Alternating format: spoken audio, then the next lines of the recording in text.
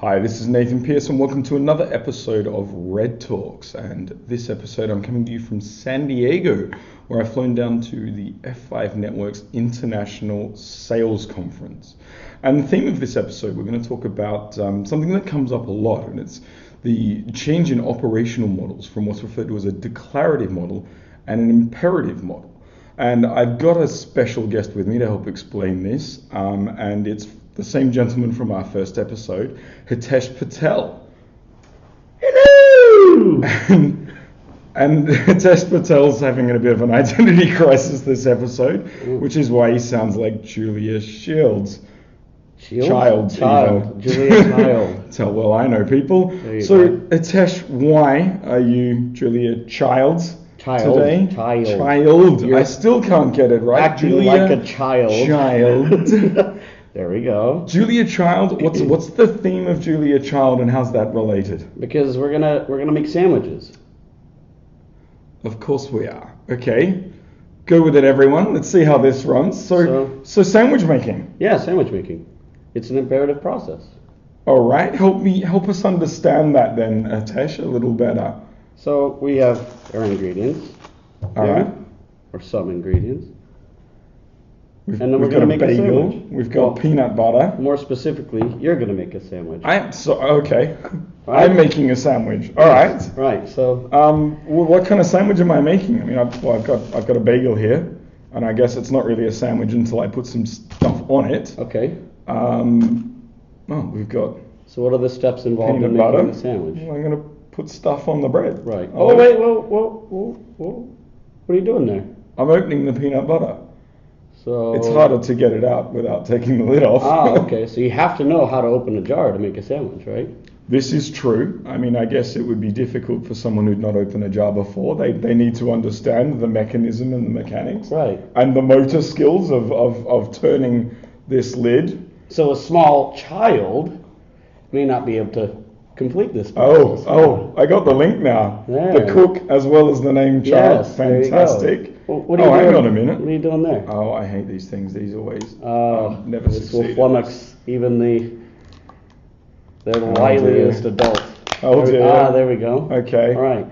So what do we call all Excellent. this? The opening of the bottle and the ability to do that. Well, I guess there's a lot of things that we just take for granted that we know because we've been doing for a long time. But I guess if you were to have to try and portray this to someone else, I mean, there are actually a lot of steps that you don't think about. Exactly. I don't think about how I put my socks on, do I? But I just do it. Go from not having socks on to having socks on, just like I am with this sandwich. So it comes with a spoon, this one. All right. So, I mean, I'm going to... Well, what are you doing there? Well, I'm using the knife. See? Again, how do you know to do that? You just do. Fair call. I just do. Do. This is definitely not some of the...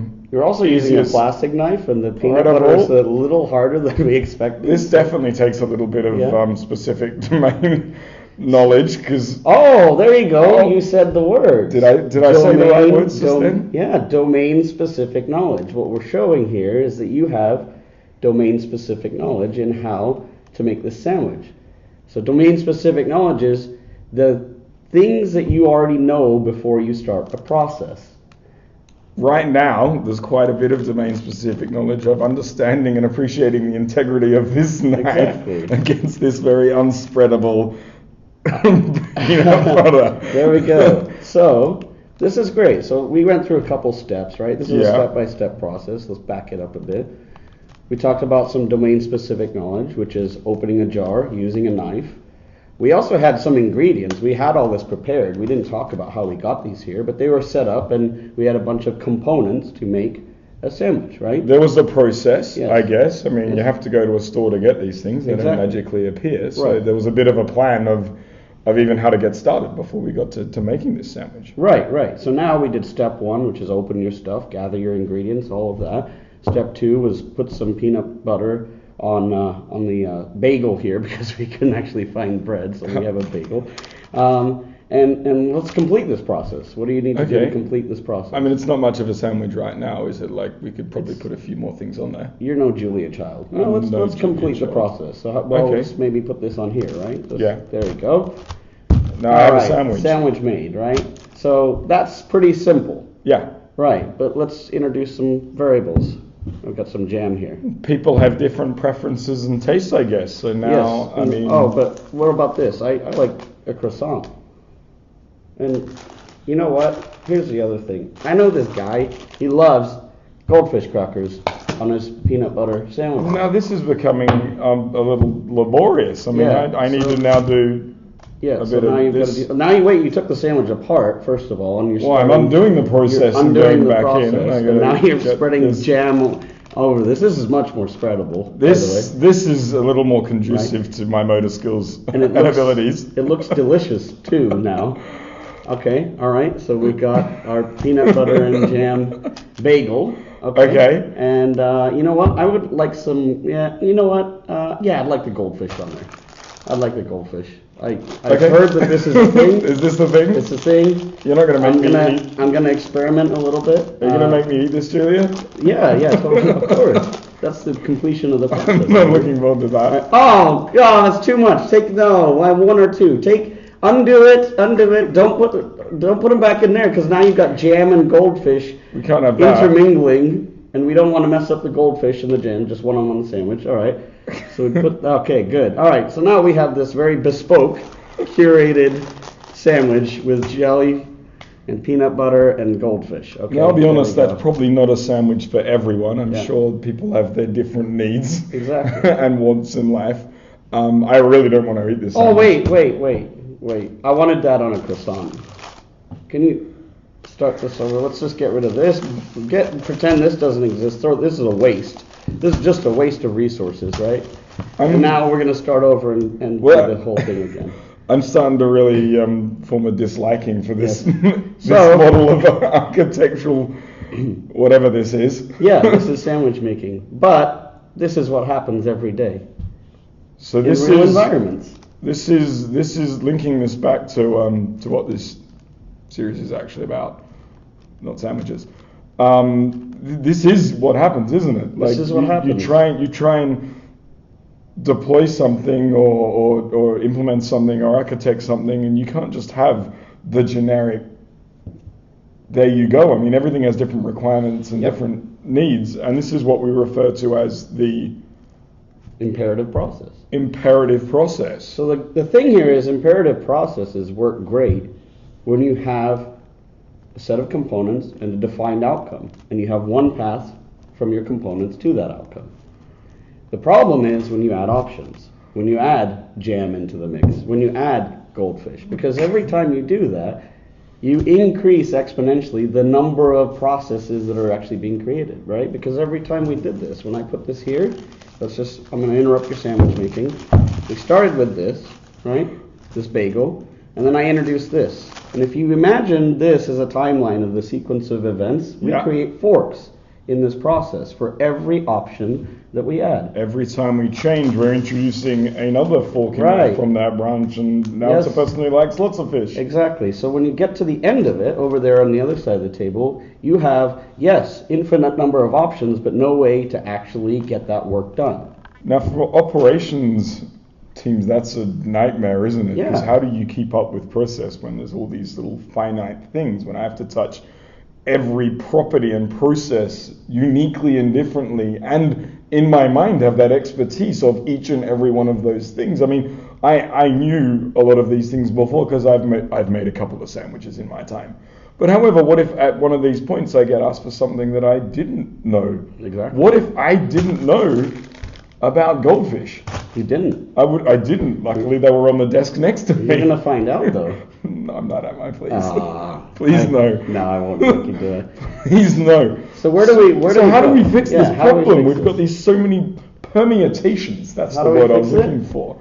So how do we fix this? We actually just have to remove the domain-specific knowledge. That's the key, isn't it? Yeah, we have to. And you have to remove as much of it as possible. Okay.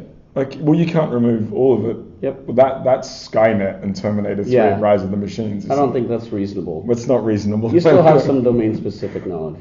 But you want to minimize it. And then you also want to define a process that allows some customization for your business requirements or for the outcome that you need, but limit those options, because there's no way to actually go through and code or process all of the options of how we could combine these things together. Okay, that makes sense. So we need to get rid of as much of these specific permutations as possible and variations, but at least still have some options. Well, what we could do is just say we're going to package these. Yeah. So what I'm going to do is I'm going to create two different types of sandwiches. You get peanut butter and jelly on a croissant. You get peanut butter and jelly on a bagel with a modifier of goldfish. Yeah. And that's it. Those are your options. And what that leads to is spicy beef burritos. So handmade spicy beef burrito. What we want to do is package things. Now, there's ingredients on the back of this. They're right there. A lot of ingredients. And there's an imperative process that went into making this spicy beef burrito. But what I've done is said, this is it. I'm declaring that this is the product that I have, and you can choose to consume it or not. So we could have a few different options, like there might be a spicy beef or a shredded chicken burrito. Yes. But at the end of the day, you get to pick your burrito, but not the entire process of creation and sourcing of ingredients and putting all that together. Exactly. And that is what we call the templating, service catalog. That's the declarative model. The drive-through menu. Okay. So this has been a delightful experience. I'm really wait. There's more. There's more. There's more. We talked about minimizing domain-specific knowledge. So what's the domain-specific knowledge here? You see, there's a problem with this burrito, and on the video you can't tell, but when you hold it, you'll find out what the problem is. Oh, it's cold. It's come straight from the freezer. It's a frozen spicy beef burrito. I definitely don't want to eat it in this state. So what's the job of the infrastructure in delivering this service? It's to prepare and serve and deliver in the state that it's meant to be. So there is some variant there. Yeah. So we're going to take this package, and we don't have a microwave, unfortunately, but I would take this, put it in a microwave, and then I would deliver it to you and say, here is your spicy beef burrito. And that's a repeatable task that you can do again and again, whether it's the shredded chicken or the spicy beef. Absolutely. Or you're just going to get the delivery process is much simpler. You've just had to take it out the packet, heat it up, and hand it over to me, versus jar opening and very unspreadable peanut butter and all of those things, which I would love to abstract away from. Yes, exactly. And I can scale this process, because I could say, well, if my demand for spicy beef burritos goes up, well, I just need to get more beef burritos, and I just need to get a couple more microwaves. And then I can deliver more burritos. Okay. But if I had to scale all this, how do we do this? So am I losing out as part of this process? What's the benefit to the consumer side? I mean, I'm guessing I can get something much quicker by sacrificing literally every bespoke detail. I mean, you've gone to a restaurant, you don't throw the menu aside and start telling the waiter exactly what has to go back, do you? I mean, you've gone there because of their expertise at producing this exceptional results that are on before me, but it's because they've fine-tuned that expertise in that process of getting it to in a timely manner, I made up a word, in a timely manner, and that's something they can do and repeat again and again, whereas this kind of bespoke service, I mean, it might not be quite the way that you just wanted it. Once you hand over all those details, I mean, there's an assumption that they're going to be interpreted the exact way that you wanted. And Yep, exactly. See, I know that these folks, I'm not going to say the name, but the fine folks at this place are the best spicy beef burrito producers in the world. They've analyzed all the combinations of spicy beef burritos. They have expert domain-specific knowledge in making spicy beef burritos, and they have come up with an imperative process that ends up with a prepackaged solution that I can deliver to customers. So there is an imperative process behind that, but that's abstracted from me. But you're not asking for the imperative process. No. You just wanted, we wanted a sandwich, and you got a burrito. And I got a burrito. But I've got food at the end of the day, and that's what it was that I came in for. Yep. Okay, so less options can help out with speedier delivery. And it's actually a delegation of that domain-specific knowledge to the people that can do that, but in a repeatable way. Yes, exactly. Okay, and excellent. That is it. That is the declarative versus imperative model. Yes. Fishy, sandwiches. Should I take a bite of it?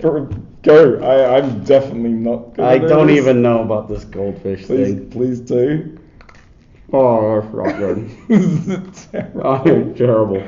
And on that note, we're going to conclude while he is fighting. I got to add one more. Is there something missing?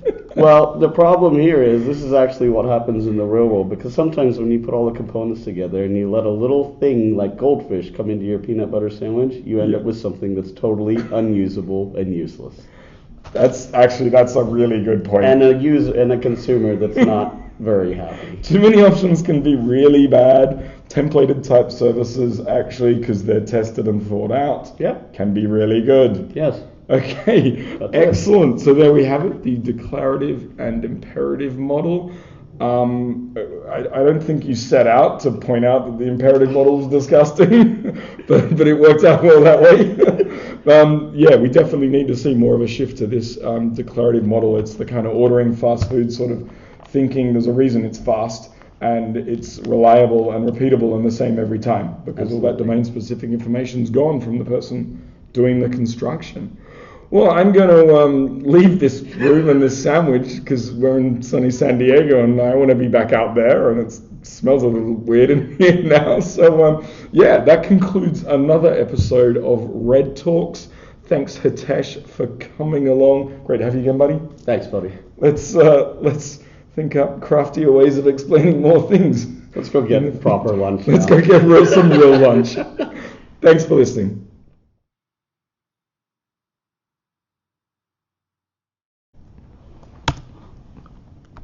I love that the screen fucking dimmed out, but at least the light was still on. I hope that it's still recording.